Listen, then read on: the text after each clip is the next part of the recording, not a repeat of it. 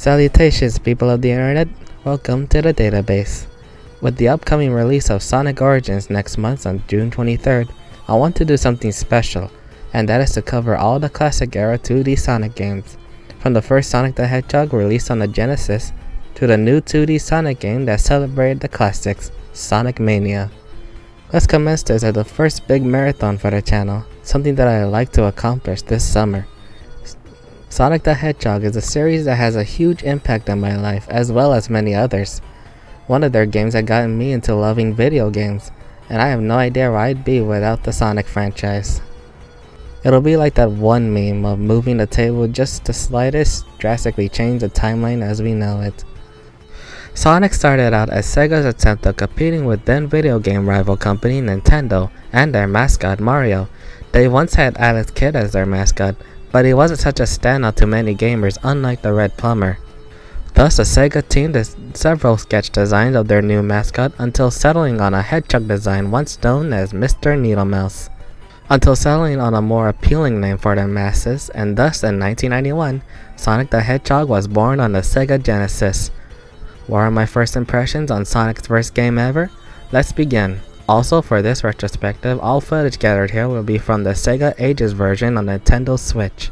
The first Sonic game focuses on the Blue Burr as he stops the evil Dr. Robotnik from roboticizing woodland creatures. This can be done by going through 7 stages with 3 acts apiece. Sounds easy enough. For the first game, we're already introduced to the main hero and the main villain of the story, which by first game standard is already enough to introduce the series. One thing that you notice is that while looking at the stage select, you'll notice that the order of stages are very different. As the stage progresses, Sonic would enter zones that become more metallic, emphasizing Robotnik's goal of roboticizing all nature in the world. Though seeing as Labyrinth Zone is the second stage in this stage select, let's just thank God that never happened.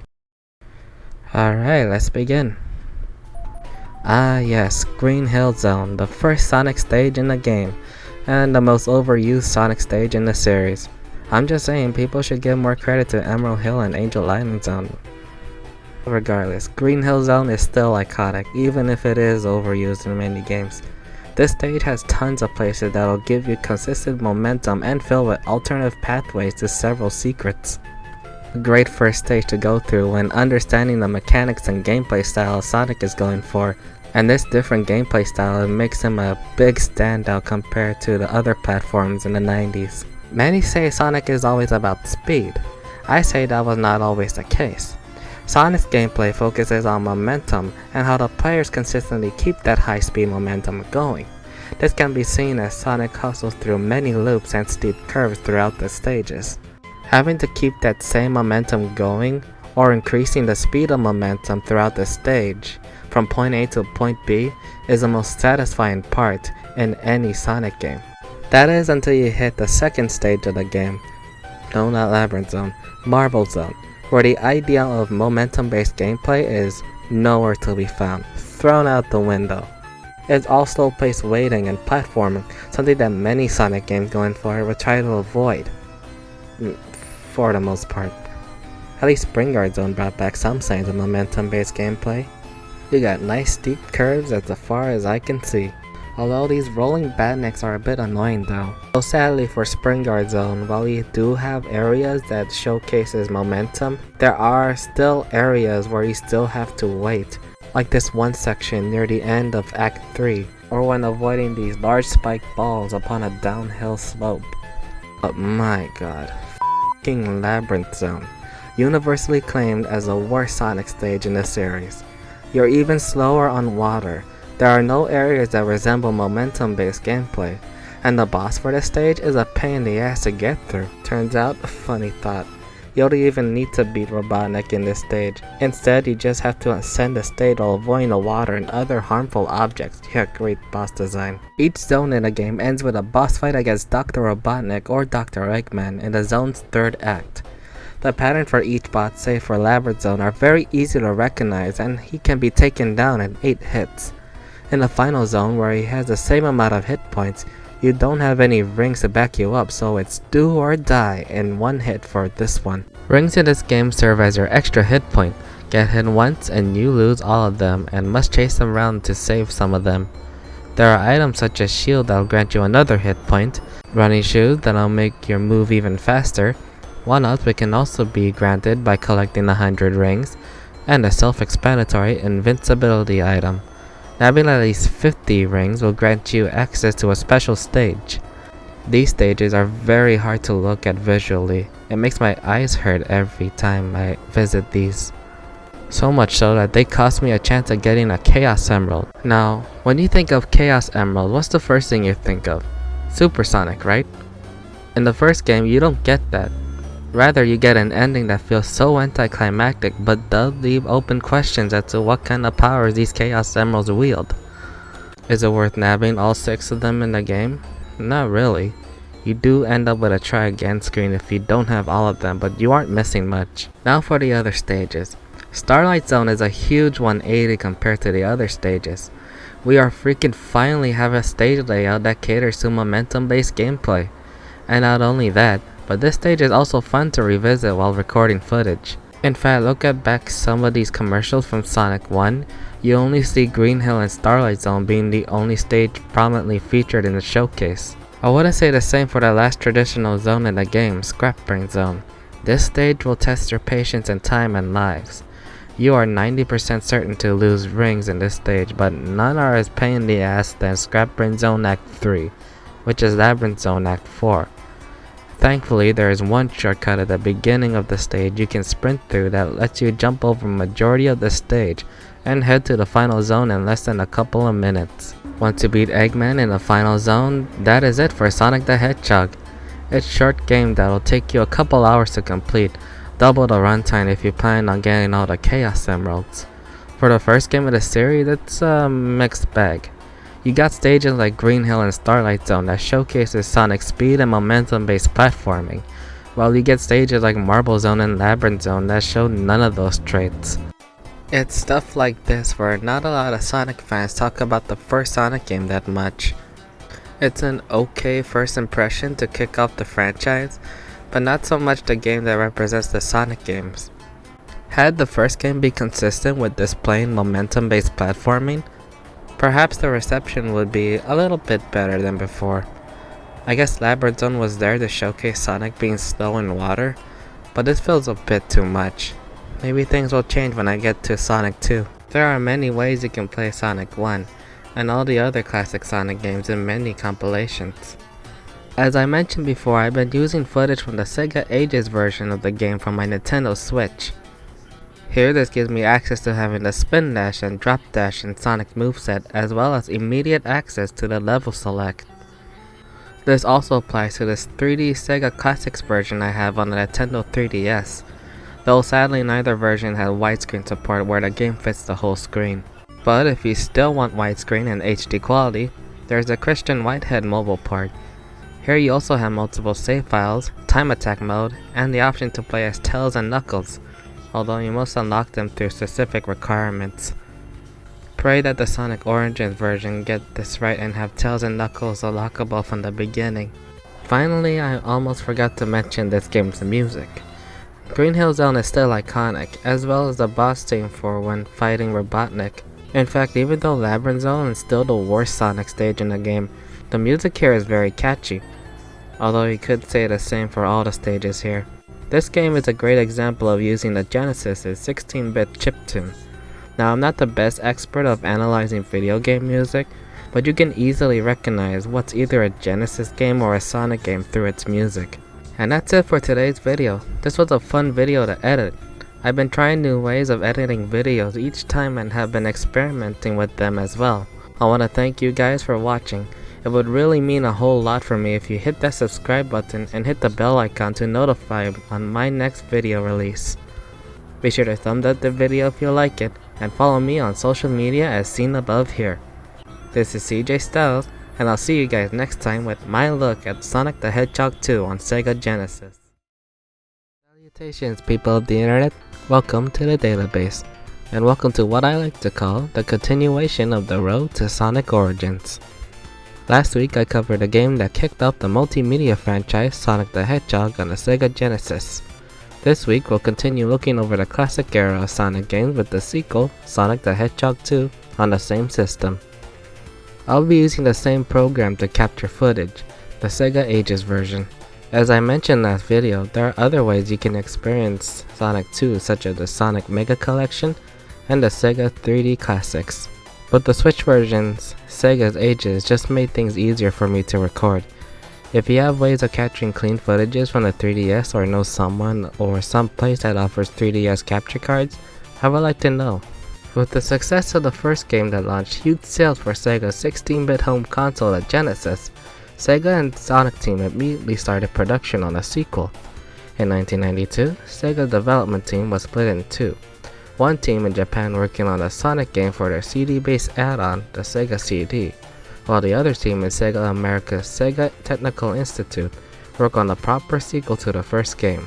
Fun fact, Sonic 2 was released as part of a marketing campaign called Sonic Tuesday, where the game was released on November 24, 1992 on a Tuesday. This was simply a play on word tactic to promote the newest Sega release on that day. The story for Sonic 2 as it follows. Dr. Robotnik is back, putting animals into batniks and now is preparing to launch his iconic space station, although a knockout to a certain contraption in a galaxy far, far away, the Death Egg. The game also introduces us to Sonic's best friend and sidekick, Miles Tails Per Hour, a play on word on miles per hour. Tails can be seen played through the Genesis's second player port, while player 1 still controls the titular hero. There is also a way to play as Tails separately in this game, but I never bothered with that. Kicking things off is Emerald Hill Zone. This stage is more vibrant and brighter than Green Hill Zone and its checkerboard aesthetic. Although not as iconic as Green Hill, this stage still gets the job done with different roads to get to the end, and plenty checkpoints which I'll get to in a bit. You'll notice here is rather than going through 3 acts per zone, the game goes by quicker with 2 acts per zone, with the second act ending with a boss fight against Robotnik. Now if we were to talk about a Sonic stage that is just as iconic as Green Hill, this next stage qualifies as such. Enter Chemical Plant Zone, another stage that is overused in the Sonic series but not as much as Green Hill Zone. Now it is at this stage where I want to showcase that this game introduces us to a core moveset in the Sonic series, the Spin Dash. It is simple to execute. You hold down the controller and rapidly tap the one action button command and you're ready to go as fast as those letter red Beyblades. Let it rip! But back to Chemical Plant. I guess the only iconic thing about this stage was the rising water section you have to escape through. Thankfully, this and the next zone shows that the underwater physics are no longer an issue. Aquatic Ruin Zone. This might be an unpopular opinion, but I like how this stage is layered out. Not to mention the music here is also one of my favorites.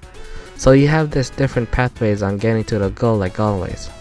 Here's the catch. If you know the layout of the stage well, you won't have to touch the water at all. All the water here is seen on the bottom of the stage. Also, is that Grounder from Adventures of Sonic the Hedgehog? I give it a thumb and 2 fingers. No, 3 thumbs and 4 fingers. So that was weird. Anyways, Casino Nights Zone. Now Spring Yard Zone may have introduced Sonic series to the pinball physics, but this zone puts a huge emphasis on the stage aesthetic of nighttime gambling. This stage also concludes with one of the most frustrating Robotnik fights I had to play through. The footage above here speaks for itself. Take a look.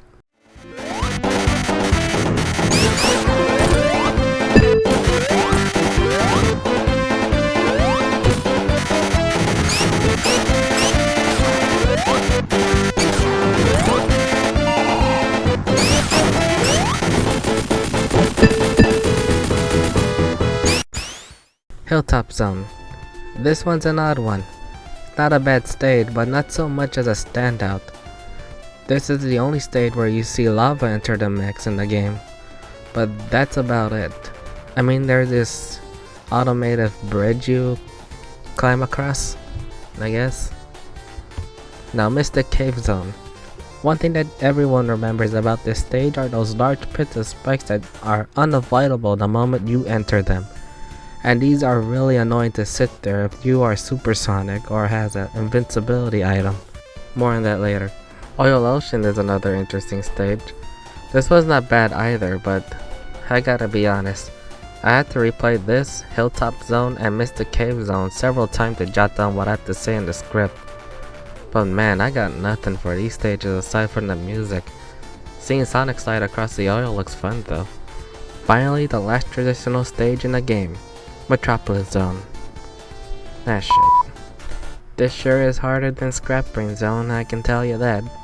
The Bannex here will prevent you from exiting each act with a high ring count, that's for certain. I hate these slicers and the stupid crab, but exploding starfishes I can handle. And you know what's the funny thing about this stage? This zone decided to take notes from Sonic 1 and give us 3 acts.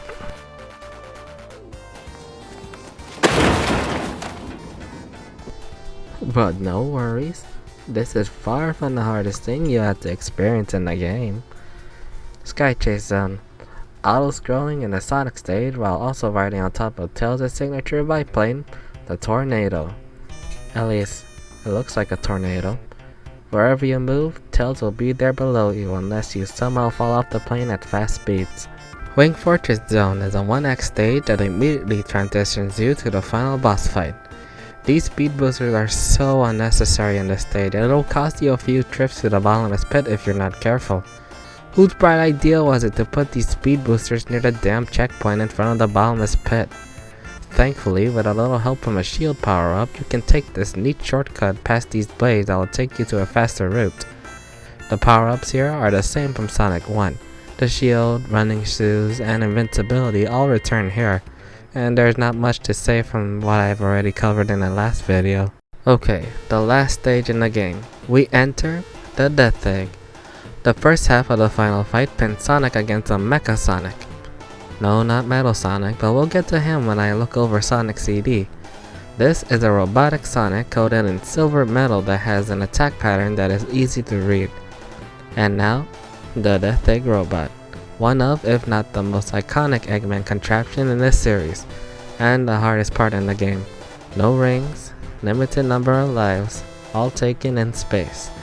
If you die once during the fight, then you might have to start from the very beginning of the Death Egg stage, where you might fight Mecha Sonic again. Therapy. Beat the Death Egg Robot, get saved by Tails and a tornado in the last cutscene that is in the game, very warming and sweet. And that was Sonic the Hedgehog 2. Now let's take over the other aspects of the game. I still got time. Rather than gathering at least 50 rings and heading to the end of the stage while returning those rings, Sonic 2 does things differently and have their special stages accessed through the several checkpoints after collecting 50 rings. This is where we're introduced to the infamous half-pipe stages, something that will be featured in many Sonic games down the road. Here in these stages you need to collect a certain amount of rings to advance before reaching the 2 checkpoints prior. These stages require a lot of memorization and several replays to reach the minimal ring count. Each act in the zone gives you a plentiful amount of checkpoints to pass by, giving you enough tries to gather all 7 Chaos Emeralds as early as the first zone. Collecting all 7 Chaos Emeralds after collecting 50 rings will grant you Supersonic and normal stages. This is a cool reward to get, unlike Sonic 1 where all you get was this different ending. Here, this is something that feels rewarding for players to go the extra mile, something that will be a core factor in many games that give players a reason to 100% any game. Though sadly, like the first game, the Chaos Emeralds aren't really required to fully beat the game, mostly because you don't have access to them upon reaching the final stage, seeing that there's no rings available. One stage that I didn't mention in the lineup was a stage that was removed from the final product back when Sonic 2 was released, and that was Hidden Palace Zone. Thankfully, this stage got restored in the Christian Whitehead mobile port, robotic boss fight and all.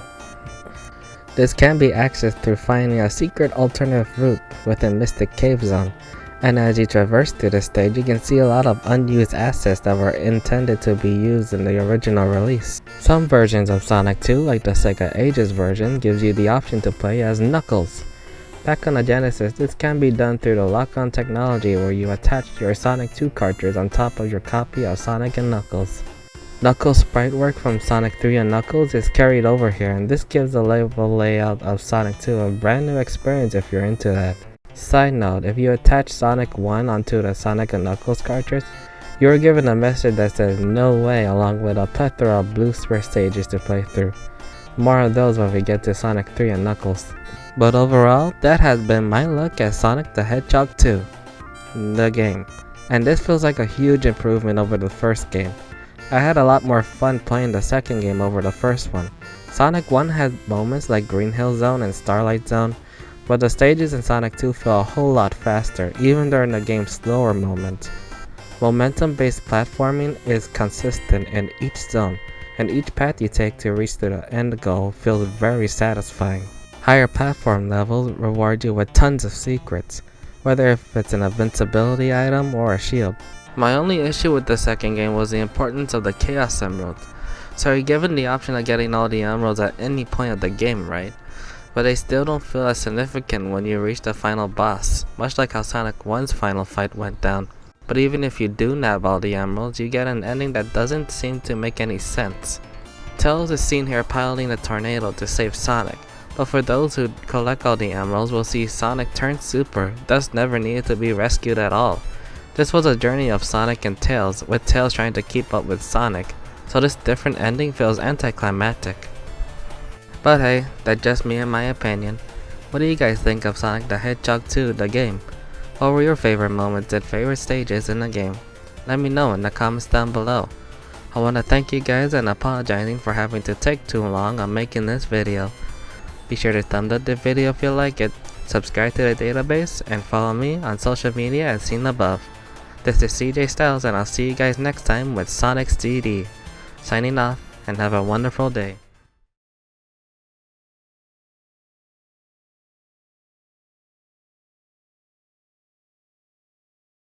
Salutations, people of the internet. Welcome to the database, and welcome back to the road to Sonic Origins. Now, I know my uploading schedule is out of place as of late, and I might not be able to cover all the games by the time the game is released, but these Sonic games mean so much to me that I want to provide the best effort in video editing that I could possibly do, so bear with me. We're at the halfway point in the road to Sonic Origins Marathon, and after that is done, I may or may not look over the game that I've been building up to, or work on something else and save the game for a later date. We'll see. While Sonic 2, the game, is in production over in America, Sega of Japan began production of their own project, creating game titles for the newest Sega Genesis add-on at the time, the Sega CD. This was considered one of the foreshadowed red flags for what would later become the Sega Saturn, but I already covered that in an early video. You can check it out here. Sega wanted to release an add-on that would push the Genesis capabilities such as FMV video to an enhanced soundtrack. And I was gonna say this was done to compete against Nintendo's CD-based add-on, but we know how that ended up. Trust me, babe, I know about this CDI stuff. Could I just take a minute here to discuss the packaging of the Sega CD cases? Now, these cases look great visually, but very huge and fragile at the same time. These use these compact audio disc cases as storages, as these are the same cases you find in many Sega Saturn games, which again proves my point. If you've seen my video on the Sega Saturn, that is. They also use these game manuals as cover box art, which I guess is there to save room and money, and having to store them on shelves make them stick out like a huge blue case compared to normal sized DVDs, mainly like the Wii and the GameCube. But if you want a more fair comparison in the same generation, the PlayStation 1's cases feel a lot more compact and more commonplace. Back to Sonic CD. The story for this game is seemingly different from the number titles, with its iconic music playing in the background. Whether if it's Toot Toot Sonic Warrior or Sonic Boom, Sonic arrived to see Dr. Robotnik holding Little Planet hostage. He looks to roboticize the planet and use the 7 time stones to further the process. Thus, Sonic goes into Little Planet to stop the Talking Eggs plan, while also coming across Sonic's newest rival for this game, Metal Sonic, or as the Sonic OVA calls him. I call it the Hyper Metal Sonic. Metal Sonic serves as an exact copy of the original Sonic, right down from his signature high speed. He would then kidnap another newcomer to the series, Amy Rose, who Sonic needs to rescue. He only faced Metal Sonic at the end of Stardust Speedway, and he was never seen in the game ever since. He does serve as the main villain for Sonic Heroes and the rival force in the Sonic OVA movie. You might know everything I'm going to do, But that's not going to help you, since I know everything you're going to do. Strange, isn't it? But mostly serves as supporting villain for most of his appearances. Amy Rose serves as a love-obsessed character towards Sonic, who always chases him down for the sake of love and attention, and sometimes even try to marry Sonic. My darling Sonic. Amy, what are you doing here? Sonic, this time there's no way out of marrying me. She would become more different and fleshed out in other Sonic media, but we're just gonna leave it at that for now. I have nothing against Amy, I just want to focus my attention on this video to just what happens in Sonic CD. I can discuss other games in a separate video. Amy never came off as anything annoying to my eyes, but I come off as insulting if I say she's just a token female character to the group. All I can say is I like the way she was portrayed in the Sonic Boom cartoon. Can the young woman break the glass ceiling and prove once and for all that a female can be just as good an athlete as a male? You know, Amy, anytime someone calls attention to the breaking of gender rules, it ultimately undermines the concept of gender equality by implying that this is an exception and not the status quo. All the footages captured here are from the Sonic Gems collection on Nintendo GameCube, thanks to the Dolphin emulator.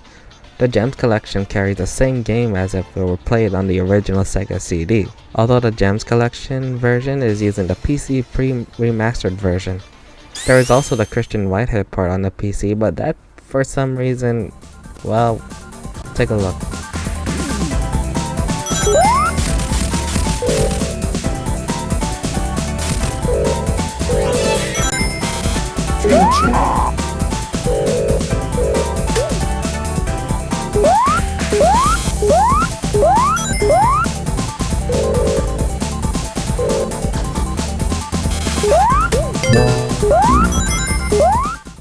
So yeah, instead I'll be using some of the Christian Whitehead footage from my own phone. Hope you like the change in aspect ratio. Now let's get into the game. As you start off Sonic CD, you notice a few things different about Sonic's gameplay. First off, his spin dash feels nerfed. In Sonic 2, the game that introduced the spin dash, it was so fun to mash the action button and see Sonic dash across the stage in high speeds. Here, even when I tried to mash the action button, the spin dash is slower and it takes a long time to rev up. That's because the game introduced us to a new form of spin dash, the super peel out. Rather than holding down on a D-pad, you hold up as you rev yourself up. It's faster, but now you're vulnerable to enemies and hazard in front of you. Unless you push down on a D-pad after peeling out, maybe, but still. Before I want to discuss each zone in the game, I want to jot down aspects of the game that were carried over from the previous two games, so that I can get them over with and have more time spent on aspects that are different. All the power-ups from the last two games I covered are all the same and carried over here. Shield, running shoes, invincibility, 1-up, and ring boxes. The checkpoints are the same as Sonic 1, which again, keep in mind this was made at the same time as Sonic 2. The process of getting to the special stages are also carried over from Sonic 1. You collect 50 rings and enter the stage through a large ring at the end, and the special stages are unique. Sonic must destroy a set of purple UFOs in that 1 of 7 of not Chaos Emeralds, the Time Stones, at a certain amount of time. Over time during the special stages, you have blue UFOs that grant you more time in the stage. The purple ones give you running shoes to get to the UFO faster, and rings for bonuses. Sonic loses time quicker if he lands on water, so you must avoid those and watch out for barriers in this flat 2D surface for a special stage that is in 3D. Perspective's a bitch. Once you nab all the 7 time zones, you are guaranteed to have a good future for all stages going forward. I should talk about the stages now, huh? First stage, Palm Tree Panic, another Green Hill Zone stage with somewhat similar aesthetic, though many will remember this stage for the moment at the beginning where Sonic runs up this platform and it changes perspective. Just that little Sega CD tech flair.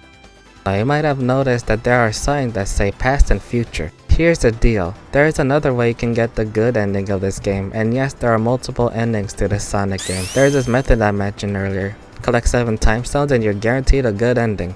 Simple. That is, if you can maintain 50 rings and beat those stages.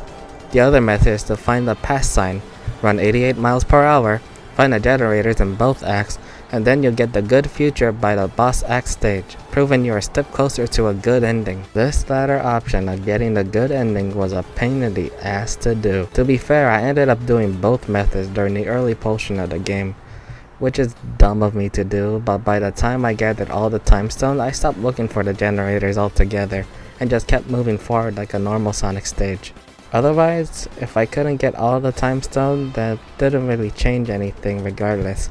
You get a different cinematic ending, but that's about it. The level design for each stage caters to time travel, so it wouldn't be that hard to travel to the past or future. By God, do not travel to the future. It is a waste of your time. Even if you want to change in aesthetic and looks, do not travel to the future. Collision Chaos. I'm not gonna lie, I started to get frustrated after going through the stage. This was maybe because I was going for both time stones and generators. Again, my fault. But this was probably a red flag for Sonic CD's stage design going forward. The boss might have taken a while to finish, but most of them seem pretty pathetic. Rather than the normal 8 hits, most of Dr. Robotnik's boss fights take 3 hits, akin to Super Mario bosses in many games. And in the case of Collision Chaos boss fight, it's a matter of getting to Eggman rather than defeating him. Next up, Tidal Tempest Zone. Now if I were to give this game some compliment, is that the atmosphere for this stage looks so great and eerie. That is, if you end up traveling to the past and you get something completely different. The boss here is very pathetic, seriously. You surround yourself with air bubbles. Much like Aquatic Ruin Zone, you won't have any problem with this stage's water segments. Again, Eggman, you surround yourself with air bubbles. Next up is Course Quadrant, and this one's not so bad. You got these switches that change some of the directions of these automotive tracks, which can be manipulated for the sake of time travel. I managed to get all the time stones by the time I got to this zone because f the next stage. Need I say more about this pathetic boss fight? Wacky Workbench. This stage sucks. I can't see shit, I don't even know where I'm going, and when I hit these bouncy platforms, I worry I might hit a platform hazard or a dead end. Thank God I got all the time stones before entering here because I haven't spotted a single generator at all. Traversing here was a pain. Stardust Speedway, the second to the last stage in the game and a stage that was only iconic for its boss fight, where Sonic races off against Metal Sonic while avoiding Eggman's one-hit kill laser. I had a lot of fun playing through this stage, even if visually there were times where the speed makes me vomit. It might look super fast, but fun to speedrun, that's for sure. And racing Metal Sonic was a nice payoff for players. You also rescue Amy afterwards here. The music during the boss fight is just as iconic as racing Metal Sonic alone. Finally, we have Metallic Madness Zone, and it's alright for our last stage. Act 2 was a pain in the ass though. From my gameplay experience, you had to switch from future and present version of the stage to get to certain areas. The boss is also a pain. After the first hit, the other hits are manageable. I can't find an opening here, so I had to purposely lose my rings to get him. After Metallic Madness Zone and after beating Eggman once again, you get another cinematic cutscene. 2 in fact. The bad ending sees Eggman makes his escape with the Time Stone, with Sonic stopping him with a rock, leaving Little Planet as it is.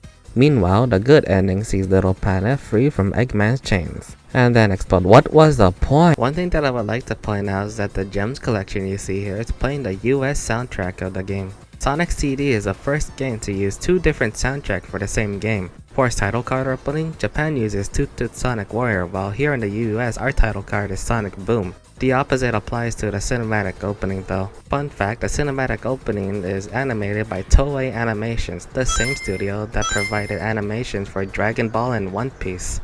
While I do like US opening of Sonic Boom, as for the whole soundtrack, I prefer the Japan version. From the music to the special stages to Palm Tree Panic's energetic tune to the invincibility item using the jingle of Toot Toot Sonic Warrior, I'm more used to the Japan soundtrack. If I were to pick a favorite from the US soundtrack, it's Sonic Boom and the spooky and eerie boss music for each Eggman fight. The Christian Whitehead version also lets you play as Tails throughout the game, making the search for those generators and Metal Sonic projectors a breeze. No Knuckles though, but that's fine seeing that this was made the same time as Sonic 2. Knuckles wasn't even a thing yet. I heard that many people prefer the Whitehead mobile part over the original, mostly because the game runs a whole lot smoother, especially within the special stages. Sadly, you can't get this version anymore on Steam, seeing as Sega removed all the classic games on every digital game store for the release of Sonic Origins. Which if you think about it, the total of all those games compared to Sonic Origins making buying them separately a whole lot cheaper.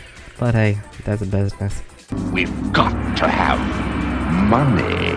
And that was Sonic CD on the Gems collection and the Christian Whitehead mobile port. And man, do I have mixed feelings about this one. I got a bit frustrated playing and gathering footage for this game, mostly from the Gems collection. Recording footage from the Whitehead part on my phone was a breeze. The controls might have been something I had to get used to, seeing as you can't mash the action button during the spin dash.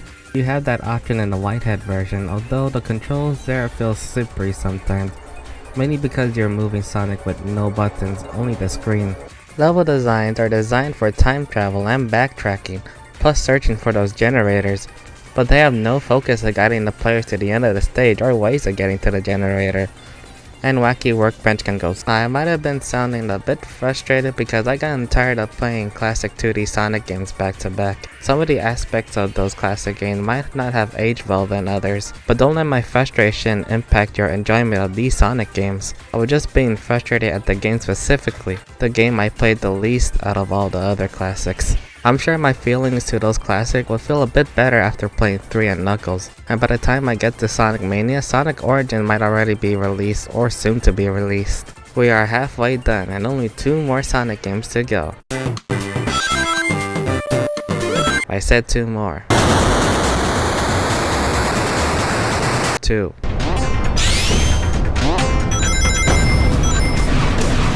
Can you not? I'll be taking a break from Sonic for a while now and more likely move on to other topics. And hey, summertime is known for E3, so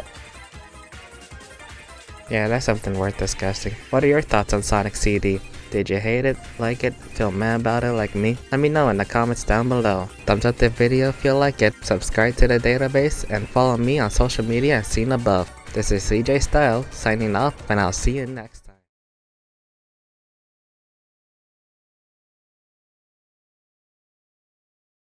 Sonic 1 wasn't so much a great introduction to the series, but it did set the foundation for many 2D Sonic games. Sonic 2 was a huge improvement over the first one, but could have used some fine-tuning in the final acts of the game, the special stages, and the significance of the Chaos Emeralds. Sonic CD had an interesting change of gameplay from time traveling, and the special stages are a nice change of pace, but frustrating level designs that make getting the good ending a bit of a struggle. Pray that things turn out better from here on out. In 1994, Sega wanted to go big for their next American Sonic game, and big it did. Sonic the Hedgehog 3 began its development a year earlier in 1993 with the help from development team STI returning from the project after the success of Sonic 2. Going bigger means more levels, new game features, and in the form of a new major Sonic character in the series, Knuckles the Echidna. However, going big also comes at a cost as it became too expensive in terms of cartridge costs, and Sonic 3 was split into 2. And they gotta get the McDonald's contract to sell their toys at the same time. Oh no! There's even this sweepstakes thing, where 10,000 lucky folks will win free Sonic 3 cartridges. So if you're still looking for Sonic and his friends, I need to report a missing hedgehog. take the kids to McDonald's, where what you want is what you get. Thus, the second half of Sonic 3 will be split to become Sonic and Knuckles. The full experience of Sonic 3 can be done thanks to the one-time use of lock-on technology used within the Sonic and Knuckles cartridge. I covered how it works in my Sonic 2 game video, where if you attach that to the game, you can play as Knuckles. And if you attach that to Sonic 1 or any other Genesis cartridge, you can play an assload of blue sphere levels that will last you to the day you die. So yeah, the true experience of Sonic 3 and Knuckles is having them attached together, which is what I'll be looking over for this video. I'll also be showing off some footage of Sonic 3 through Sonic Origins just to give you a sneak peek of what I'll be quickly looking over. Oh look, it's the pot at the end of the rainbow. So without further ado, salutations people of the internet, welcome to the database. And in this video, we'll be looking at probably my favorite 2D Sonic game in the series, Sonic 3 and Knuckles. I blame the internet. With meme! Approved! I know that I reviewed Sonic 2 first and then CD, even though Sega confirmed CD came first before 2 chronologically, but at this point, I don't care. So, after Sonic stopped Eggman from launching his pet project back in Sonic 2, the Death Egg ended up on Angel Island, home of the Master Emerald and Guardian, Knuckles. He teams up with Eggman after Robotnik dupes Knucks into thinking Sonic and Tails are coming to steal the Master Emerald. Thus, Sonic and Tails head towards Angel Island, retrieve the 7 Chaos Emeralds back after Knuckles one-punched them out of Sonic, and stop Eggman once again from jumpstarting the Death Egg, this time with the power of the Master Emerald. Knuckles would eventually come to realize Eggman's master plan and joins a Bluebird and Fox duo for the final act. And after the events of Sonic's story, Knuckles gets attacked by an Egg Robo and comes across a Mecha Sonic, who's been absorbing powers from the Master Emerald. More on that later. For now, let's get into the stages. This is gonna be a long one. So since the game was split into 2 back in the day, the stage count for Sonic 3 has been doubled. The Sonic 3 half of the game has a total of 6 zones, while the Sonic and Knuckles half has a total of a proper 7 zones, 2 of those 7 being 1-act stages, and this game introduces us to an exclusive stage for Super Sonic, the Doomsday Zone, where the final boss fight commences, giving us a total of 14 zones, the largest amount in 2D Sonic history. First up, Angel Island Zone, and this is a very cinematic-like opening, making this stage iconic. From Knuckles' first introduction to this series punching the Chaos Emeralds out of Sonic, to mid-level transition of having the island burst into flames, and Eggman chasing Sonic and Tails down with falling bombs, this was an explosive first impression. This is where I get to introduce some of the new stuff added here in this game. First, the access of special stages. I love how the special stages are implemented here in this game, seeing that this is emphasizing rewarding exploration, and no worries of the player's ring count. All you gotta do is find a giant ring in a secret area. The special stages here are called Boost Bears, and getting the emeralds here are way easier than special stages in Sonic 2 and CD. Collect the blue balls and avoid the red ones. Simple and easy to understand. As the special stages continue on, the stage also gets a lot faster, as well as the music. You can also collect rings if you're skilled enough to earn scores such as bonus points and continues. I managed to gather all of them by the game's 3rd zone, but I'm pretty sure you can gather all of them as early as the 1st zone if you know where to look. Hey, get back there. Since the special stages are relegated to giant-ass rings, checkpoints are now relegated to optional bonus stages. 3 of them in fact. One of them is based off gambling, no surprise there. The other one is a gashapon machine, and the other one is a getting to the top minigame as you collect rings, 1-ups, and a new and improved set of elemental shields. Don't worry, we'll get to the stages in a bit. I just need something to transition to. Gone with the 1 shield seen in 1, 2, and CD, and now we introduce 3 new shields that have elemental benefits and special abilities, only activated by Sonic. Fire Shield gives you fire protection and lets you boost in midair. Water Shield lets you breathe underwater and lets you bounce and ground pound. And the Electric Shield collects all the rings around you and lets you double jump. These shields feel very satisfying to find and get, because each one feels very significant to one another in every zone and act. Okay, now we can continue. Hydro City, Hydrocity, Tomato. This is next. And this is the best water level out of all the classics. Platforming here is faster than ever, the water slowdown is never a threat, and finding secrets here are very satisfying. The mid-boss here is kinda frustrating seeing as there was hard to find an opening here, but it gets the job done. Marble Garden Zone. This stage is known for those spinning tops that can be levitated holding left and right. The boss is also unique for having no platform and having to rely on Tails to get closer to Eggman. Carnival Night Zone. So we finally meet our casino quota here, and this was a fun stage too. This zone is infamously known for those spinning barrels that people had a hard time figuring out. Just push up and down on the barrel and you'll be fine. There's nothing to cry about. Ice Cap Zone is next, and you know what? I want to point something out. You might have noticed a familiar tune playing as the background music for Carnival Night and Ice Cap Zone. That's because Sega got the opportunity to work with Michael Jackson for the soundtrack. And for these zones, they use familiar tunes from 2 of MJ's songs, Bad and Smooth Criminal, as template. Unfortunately, due to the allegations and scandals involving the King of Pop, getting licenses for these soundtracks was a bit complicated. Hence why the game barely got a re-release until Sonic Origins, at least not as common as Sonic 1 and 2. So for Sonic Origins, Sega had to create new soundtrack for those zones. Mainly new arrangements came from the obscure PC ports of Sonic 3 and Knuckles. Dad and MJ didn't like how the music sounded on the Sega Genesis, hence why he's not credited, but I'll just leave it at that.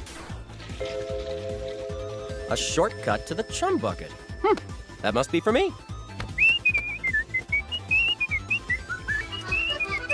This isn't the Chum Bucket. Next is the last zone of the game if you are playing just Sonic 3 separately, Launch Base Zone.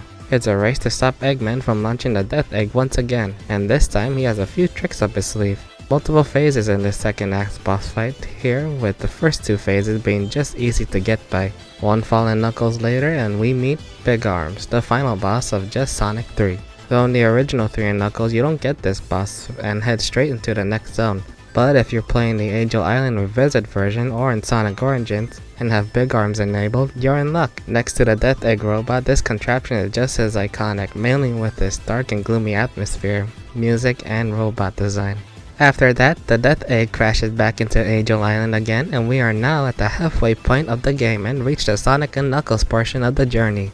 Next is Mushroom Hill Zone, the first stage in Sonic and Knuckles separately and the 7th stage in 3 and Knuckles. As memorable as this stage is, this feels kinda hard for a first stage, but nothing too hard for newcomers.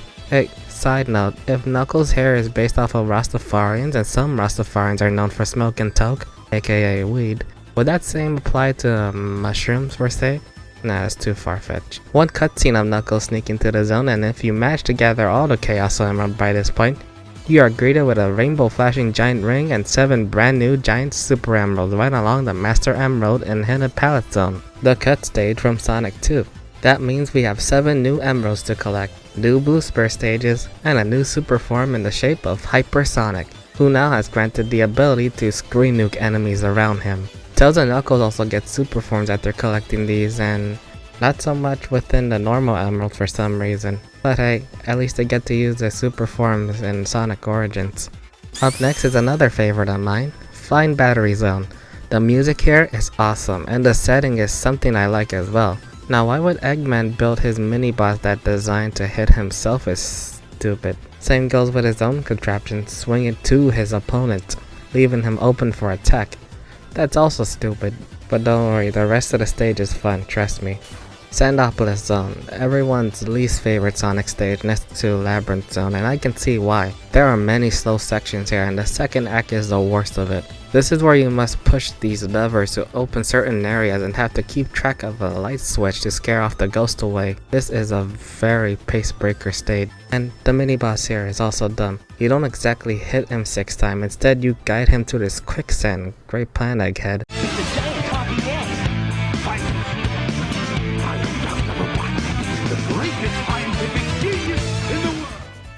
Lava Reef Zone is next, and here's where we see the face of the Death Egg ready to relaunch once again.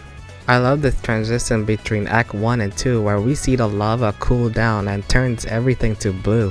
It's really cool and beautiful. And this zone transitions nicely into the next one of 2 one-act stages, Hidden Palette Zone. Here we settle things mano a mano against Knuckles in a very short and easy fight.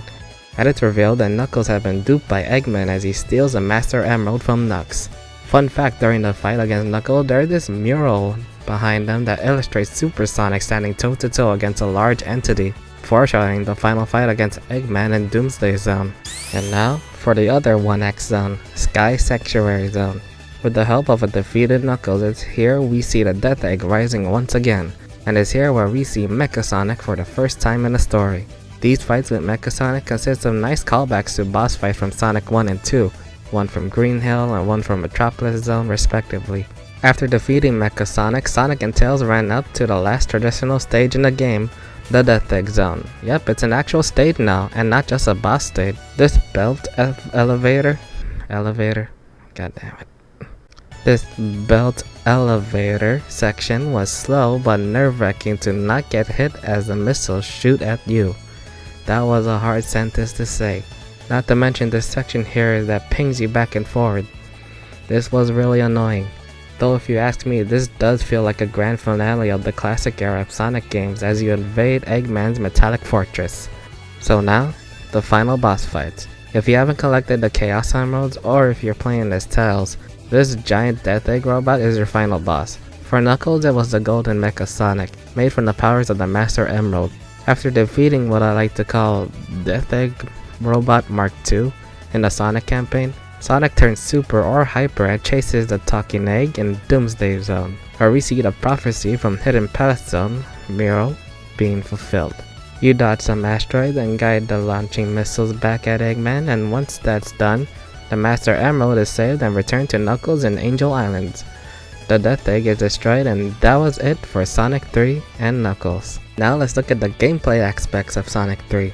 For starters, the playable character count rose to 3 with 4 options to go through: Sonic and Tails, Sonic himself, Tails himself, and Knuckles. I'm sorry, that was unintentional. With the introduction of new shields, Sonic has now been given the ability in the form of an insta-shield. This ability becomes a bit useful when it comes to hard boss fights and most hazardous badniks. Tails can now be a probable playable character, as players can now activate his Find ability at any time. This can be also done when Sonic and Tails are together by pushing up on the D-pad and pressing the jump button twice. This flying technique makes exploring for those giant rings and looking for other goodies like shields and 1-ups a breeze, and I like it. Knuckles can glide by pressing the jump button twice. However, this ability is at a cost of a shortened jump height. His game campaign is also harder than Sonic and Tails, mostly because he goes through the stage layouts that are only catered to him and his glide ability. That and some of his boss fights are also harder and have slight different attack patterns. Neither Tails or Knuckles can use the extra shield abilities here, which is fine, seeing as they have abilities of their own. Okay, so off script, I know I said earlier that I've been using footage from Sonic Origins, which as of recording and as of making of the video, the game is still relatively new, which could lead to some spoilers if you really care about that. But here's the thing, I tried recording footage from 3 Knuckles Angel Island Revisit HD Remake on at least the OBS, but every time I try to record footage on the OBS, the game starts to lag, especially inputs, and when I try to export it out of MP4, the game either lags or doesn't render properly, so yeah. I'll let you decide if it's cheating to use footage from Sonic Origins. It's all I had.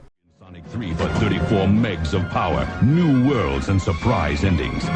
Sonic and Knuckles with lock-on technology, only on Sega Genesis. Sonic and Knuckles, other game cartridges, and Sega Genesis each sold separately.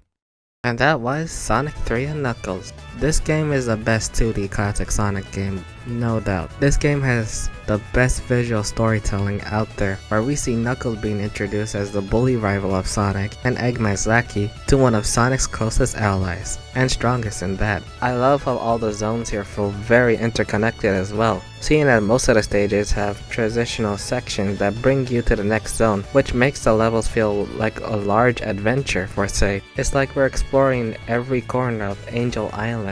Maybe that's the case. I'd argue that the soundtrack for this game is the Genesis at its peak. Hearing different chip tunes that form a melody that is unique and memorable is something that can be heard throughout the entire game. A lot of my non-vocal Sonic track came from this game, and other tracks that are also my favorites like Sonic Adventure 2 and Sonic Unleashed. Especially Sonic Unleashed. Another day. 2 more titles to go, and you know what? I'll be holding off from Sonic Mania for a bit. I'll be saving that one for an anniversary date for say. I know Sonic Origins is relatively new as I'm making of the video, so I'll be doing a quick review of that. But for the time being, I'll be finally taking time off from making Sonic videos after Sonic Origins, and maybe do more other stuff for this channel. I got ideas of bringing back old video ideas prior to making these database episodes back in production, and new ideas that would help get the channel out there for the time being. With that said, what other games do you want me to look over for this channel? Let me know in the comments down below. Thumbs up this video if you like it, subscribe to the database, and follow me on social media as seen above. This is CJ Styles, signing off, and I'll see you in the next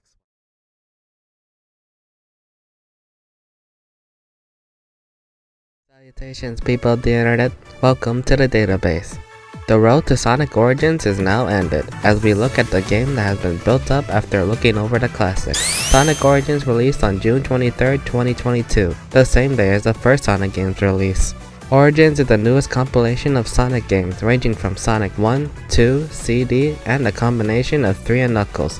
The first time CD is featured in a compilation alongside its numerical counterparts, and the first time 3 and Knuckles got a re-release since the Steam port, or if you want to go even further, since the Classic Collection on the DS. This game is currently available on all modern game platforms. The PlayStation 5, PS4, and Xbox consoles, and Nintendo Switch and PC. But is it worth getting? Let's find out. For starters, if you want to know more about these classic Sonic games, I already made videos about Sonic 1, 2, CD, and 3 and Knuckles on this channel, where you can check them out later afterwards here on my playlist or listed up here. Thankfully, that means the video isn't going to be as long as the others, and we'll be looking at some of the changes that were made in this compilation as well as other additions. Starting off, this game has a bunch of animated cutscenes animated by Tyson Hiss, who worked on the Sonic Mania Adventure web series, which is also featured to watch in its entirety inside the game. These cutscenes are cute, but for the long run, there's nothing to write home about. Heck, they even gone out to making these scenes intertwine with one another, connecting the games into one long adventure, which is really neat. They even have cutscenes that show off how Tails joined Sonic in Sonic 2, as well as showing Amy's interest in tarot cards, which I'm kind of a sucker to own myself, mostly because of JoJo Part 3 Stardust Crusaders. Though if you ask me, I prefer the original opening cutscene to Sonic CD over Amy playing cards. At least that's still in the compilation. You also get new transition cutscenes, with Tails landing his plane on Angel Island. We get to see how Eggman fooled Knuckles and teaming up with him in the beginning of Sonic 3K, and storyboard animatics of those cutscenes you can unlock during the game session, and many more.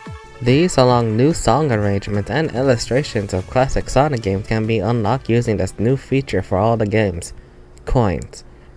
No, not rings, I said coins. And no, not the Mario kind. Coins here serve as a replacement for a life counter within the anniversary mode of the Sonic games. Though if you want, playing the classic games with an actual life counter is still an option, but only for classic mode and nowhere else. Coins can be earned by simply finding coin boxes that replace 1-up boxes, or collecting 100 rings. These can be spent on unlocking a gallery, but they are more likely abused on having to go through special stages.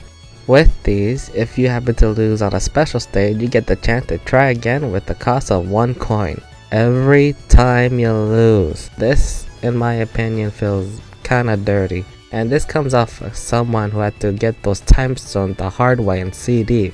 Though it's not something I lose sleep over, and at least it makes getting the good ending a bit easier for some people. I did end up abusing them a lot on the Sonic 2 special stages. I could not get past these. Speaking of CD and Sonic 2, let's talk about those. All games now are in crisp HD widescreen, and these look nice on a large screen TV, and portably for those who bought the Switch version. It's a damn shame that these games that look nice don't have a physical copy. God, I hate digital gaming. For games like Sonic 1, 2, and 3K, all 3 members of Team Sonic are playable from the start. No need to unlock Tails and Knuckles, unlike the Christian Whitehead mobile parts. CD, however, don't still have Knuckles as a playable character for some reason. I guess he was never planned as such to begin with, but that's still a damn shame. At least there's a combination of Knuckles and Tails, only in Sonic 2, and yet nothing like that in Sonic 3K, or that's even an available option in the Angel Island Visit mod. Also, we see guys like Amy and Metal Sonic on the cover of the game, but they're not playable characters either? Perhaps DLC? I know one video that pitches the idea as such. I'll link his video down in the description. Because the game is in HD, the special stages for all the games are now running smoothly at 60 frames per second. This is a blessing for games like Sonic 2 and CD, where I had to struggle on those the most. These are now just as smooth as the Christian Whitehead mobile parts, though for some reason better video quality and graphics might have come at a cost of noticing several glitches in the game. I uploaded this 30-second short about this, and yeah, it's troublesome, but all these glitches are kinda funny and they don't really hurt the game whatsoever. In Sonic 2, whenever you exit a special stage, you manage to keep your ring count, so no more hunting for those 50 rings and the checkpoint. Oh yeah, let's talk about those changes and additions now. Tails and CD makes finding the generators lots easier, even when I still try to nab the 7 time stones. All games give Sonic instant access to the drop dash from Sonic Mania, though there is no option to turn them off for sake of preservation. In Sonic 3K, Tails and Knuckles have access to both Super and Hyper forms in the Chaos Emeralds and Super Emeralds. Knuckles in his campaign also fights Big Arms, which is also cool. One of my favorite mechs in the series. There are many additions and changes like this, though many have criticized Sonic 3K for changing the soundtrack for 3 of the zones in the game. Carnival Night, Ice Cap, and Launch Base Zone. This is all done because of the allegations and copyright issues behind the involvement of Michael Jackson, which is what I already discussed in my Sonic 3K video. The soundtrack for those new zones are new arrangements using the template from the PC port of Sonic 3K in 1997, and these are decent enough to have them in the game. I never really liked the soundtrack from the original game that much as the other tracks from the Sonic games outside this, though I did like the catchy Smooth Criminal riff from Ice Cap Zone. In my eyes, this criticism is done mostly because of fans wanting the port to have a little oomph of authenticity into the original. Well, how about this? Billie Jean is not my lover. She's just a girl who says that I am the one. But the kid is not my son. Wow. Another feature I have found in Sonic Origins is the addition of Mission Mode, where you play as all the classic Sonic games seen here in order in a row, now confirming that CD is between Sonic 1 and 2. By going through Mission Mode, you unlock other missions where you have specific objectives to complete within a certain time limit to earn an S rank, and more coins for the museum. Some range from easy to get by to nerve-wracking to get an S rank, where it requires a high skill level to accomplish. These nerve wrecks especially come from the additional Extreme mission from the Digital Deluxe Edition, which is the one I got. Total price was $45 for stupidly hard missions, island camera views, and animations on said islands, and probably more that I didn't mention. And that's another thing that I want to discuss. Many people had the problem with this game being expensive for a compilation that only has 4 Sonic games, whereas other Sonic compilations like the Gems Collection and Mega Collection have more than that. 4 games for the price of $30 with a Digital Deluxe Edition of $45. I'd say that's a tad bit too much. Had this game be priced around $20, the same price as Sonic Mania, maybe I see this as a good deal. But in my opinion, this feels pretty overpriced, especially when these are the only games you're getting. Maybe if they added more Sonic games, like other Sonic games like 3D Blast or Sonic R as additional side games, maybe the price point would be justified, but I'll leave it at that. And maybe Sonic Spinball. Hell, 2 of the islands are basically references of Sonic Spinball and 3D Blast, so why not add the games there? So, is Sonic Origins worth it? Yes and no. Yes for the HD visuals, access to 1, 2, 3K and CD in one collection, and the creative take on the missions are fun for a few minutes. I had fun with these games again in HD widescreen quality, and had a lot more fun playing as Tail in Sonic CD or Knuckles in the first Sonic game, whereas yet to unlock these features in a Christian Whitehead mobile port. I like the new animated cutscene by Tyson Heath, and I love the touch of having these cutscenes interconnect all the Sonic games into one large adventure. Plus the fact that we can now confirm that Sonic CD came first and then Sonic 2, and that Michael Jackson did work on the soundtrack for Sonic 3, is enough to get the Sonic community hype over. Some people might be bothered by the lack of Knuckles in CD or the change in soundtrack in 3K, but I'm never bothered by those. And this is coming from a Sonic fan who's been a fan of the series since Sonic Heroes. Obviously, those who never experienced the classic Sonic games will still get a kick in playing these in one collection, but aside from the main 4 games, there is not a whole lot to do nor unlock. The only side content here is from the museum and mission mode, where you can unlock premium content and play shorter versions of stages with different objectives. So no, 4 main Sonic games and little side content does not justify the $30 to $45 price value. $20 seems like the right price.